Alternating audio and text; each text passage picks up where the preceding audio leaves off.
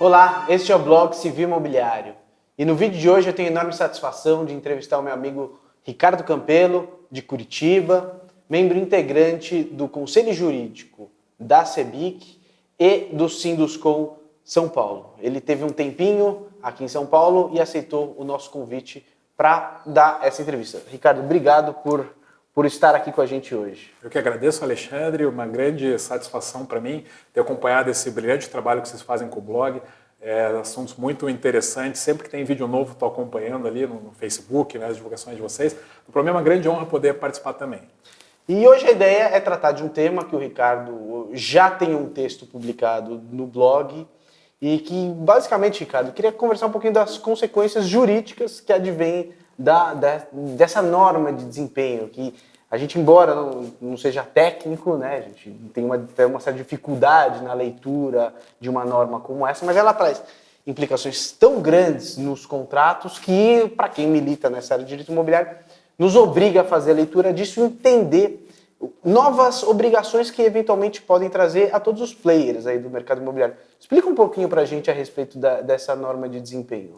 Eu até tenho sempre falado, né, Alexandre, nas palestras que eu faço sobre o assunto, é que o pessoal ainda não se tocou do tamanho da importância e das mudanças, né, da revolução, uma verdadeira revolução que a norma vai causar, principalmente quanto aos aspectos jurídicos dela, né? Então a norma ela vem sendo discutida na BNT a partir de 2008, ali, né, foi um processo muito lento até que ela fosse publicada, e aí houve uma série de prorrogações da validade dela, até que entrou em vigor com validade para edificações cujo projeto tenha sido protocolado na municipalidade a partir de julho de 2013. Né? E, para resumir, é uma norma técnica da BNT, né? E nós temos o Código de Defesa do Consumidor referendando que você, para colocar as normas produtos técnicas ou serviços no mercado, você tem que obedecer às normas técnicas da BNT. Expressamente a BNT. Né?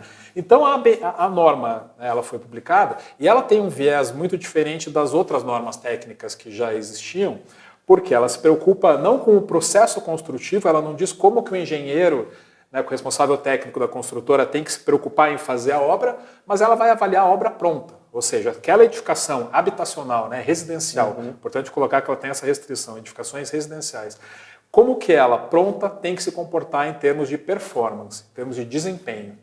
Então, você esquece aquelas normas com um caráter prescritivo que existiam, né, na BNT, o que o construtor já estava acostumado a seguir, para pensar numa norma que o processo não interessa. O que interessa é quando a edificação estiver pronta, como que ela vai se comportar, o que ela vai entregar para o usuário. Você acha que isso pode ter uma implicação, o construtor eventualmente, ele precisa agora ter uma prova para demonstrar como eventualmente que ele teve o atendimento dessa norma, porque não só o projeto ele deve ser observado, ter observação da norma de desempenho também, mas é necessário também que depois de entregue, é importante que ele realize a prova de que a edificação dele atenda ao desempenho? Essa é uma questão que muito tem sido debatida, né, no mundo aí da engenharia da construção, porque são diversos sistemas da edificação que a norma cobre em termos de desempenho. Então, para você pensar em pegar uma edificação e em fazer ensaios para todos esses sistemas, isso se torna muito custoso. Além de a gente ter um problema que hoje você não tem laboratórios pelo Brasil para atender uma demanda nesse sentido. Então é difícil pensar em atribuir ao construtor essa bronca, essa responsabilidade de falar, ó, terminou a obra, faz um ensaio de toda a edificação para ver se você está atendendo os níveis de desempenho. Eventualmente, o consumidor que entender que não foi atingido o desempenho pode pedir uma prova daquele sistema em específico, mas talvez seja um ônus muito grande você atribuir para sistema por sistema, seja verificado se foi atingido o desempenho. O que nós entendemos é que, assim, na prática, o fiscal da norma é o consumidor. Tá? Então, a prefeitura não vai fazer esse tipo de fiscalização ao aprovar um projeto, né? Também em termos que não cabe isso aos órgãos do consumidor. Né? Caso a caso, o consumidor é quem vai fiscalizar. Então, se o consumidor entende, por exemplo, um dos pontos mais delicados da norma, desempenho acústico, se o consumidor entende que, olha, eu entendo que esse nível de atenuação acústica está insatisfatório, ele pode contratar, primeiramente, um laudo técnico de alguém para apontar ali se realmente aquela reclamação dele tem fundamento, e aí ele vai levar isso para uma discussão junto ao construtor. A norma de desempenho, ela não traz obrigações tão somente para o construtor. Ela também impõe algumas obrigações ao adquirente. Isso. Como é que funciona isso? A norma ela foi muito interessante nesse sentido, porque ela não só coloca o que a edificação tem que atender, mas ela deixa expresso, é uma obrigação que nós já defendíamos, nós do setor da construção, já defendíamos que existia, que é seguir o uso conforme o manual e fazer as manutenções especificadas conforme no NBR manual. 5674 Exatamente. Também. Tem duas normas, a norma que trata do manual e a norma que trata, a 14037 e a 5674, que é a que trata da manutenção predial. Então já existia, né, de uma forma não tão textual, essa obrigação do consumidor de dar a manutenção e de dar o uso correto à edificação. O que a norma fez foi colocar de uma forma muito expressa e de desenhar, quando você tem uma patologia, quais são os possíveis causadores dessa patologia. Então, eu acho que o grande papel da norma é nos ajudar nesse sentido. Então, se eu tenho uma patologia na edificação, quem que eu vou identificar como culpado? O culpado pode ser o usuário, por ter não dado o uso correto ou por ter faltado com a manutenção, pode ser o construtor, pode ser o projetista ou pode ser o fornecedor. Eventualmente, então, a gente pode dizer, diante de uma determinada patologia, para que o consumidor tenha o direito constitutivo, ele precisa demonstrar que ele atendeu às manutenções, ou seja, mesmo tendo atendido às manutenções, ainda assim incorreu numa patologia aquela construção, que é de responsabilidade, aí nos termos do CDC não importa, do projetista, do construtor, mas pelo menos ele demonstrando que ele realizou a manutenção, ele tem esse direito constitutivo dele. Exatamente. Então até nós temos realçado perante as construtoras e incorporadoras a importância do manual do proprietário, de que seja feito um manual muito objetivo, indicando todas as ações de manutenção, a periodicidade e a forma de comprovação. Isso é muito importante que seja colocado no manual, a forma que o proprietário deve fazer, principalmente em se tratando de áreas comuns, né, aí já o responsável, o síndico, de comprovar aquelas manutenções. Né? Porque realmente o usuário interessado ele vai precisar comprovar que ele atendeu às manutenções. Senão a norma ela expressamente afasta a responsabilidade do construtor se não tiver sido atendida a periodicidade e as ações de manutenção indicadas na norma. Eu acho importante a norma de desempenho, Ricardo, seja porque, em primeiro lugar, o construtor ele é obrigado a atender um desempenho mínimo da construção. De outra forma, o adquirente ele fica com olhos mais atentos à manutenção, porque a manutenção ela traz também um desempenho melhor da sua própria construção. Né? E é bom para a coletividade. Com certeza. E, por fim, ele também traz um aspecto que me parece interessante, que ele traz os prazos de vida útil de cada um dos sistemas. Isso é importante porque a gente tem aquela bagunça dos prazos prescricionais das ações para intentar uma ação indenizatória com o consultor.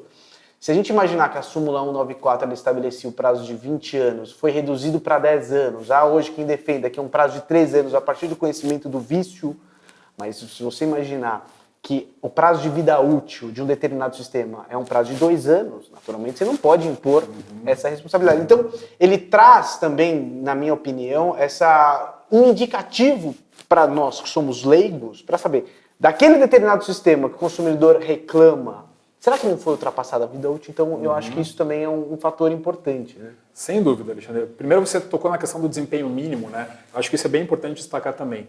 No começo, a norma ela enfrentou uma certa resistência do setor da construção. No sentido, vai ser mais um custo para o setor, vai ser mais uma obrigação que nós temos que atender. E, pelo contrário, assim, claro que vai ser um custo a mais, mas eu acho que pode ser um fator de diferenciação a partir do momento que você consegue garantir que aquela edificação tem nível de desempenho intermediário ou superior para determinados sistemas. Então isso pode virar um elemento de marketing de uma construtora que assegura que aquela edificação tem um desempenho acústico superior, por exemplo.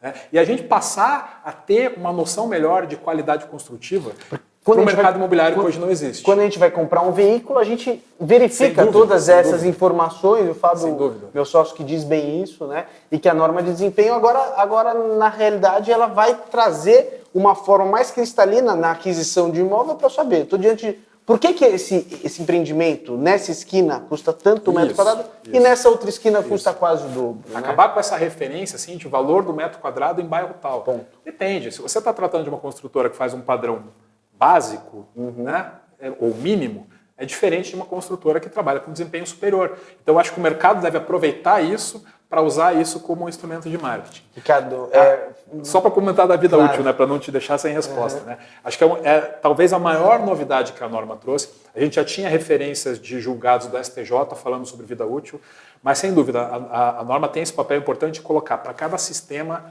a vida útil, ou seja, o que eu posso esperar em termos de durabilidade de uma estrutura, de um revestimento, de um piso, né, para balizar essas relações. Porque, como o STJ já tinha colocado, o prazo de solidez e segurança, lá, que a gente conhece do 608 Código Civil, de 5 anos, não quer dizer que a partir do 6º ano acabou a responsabilidade do construtor. Né? Então, acho que a norma ela vem com esses referenciais, né, que também ajuda o consumidor a entender o que é razoável se esperar de uma edificação, né, e para o construtor também saber que a responsabilidade não termina no 5º ano. Né?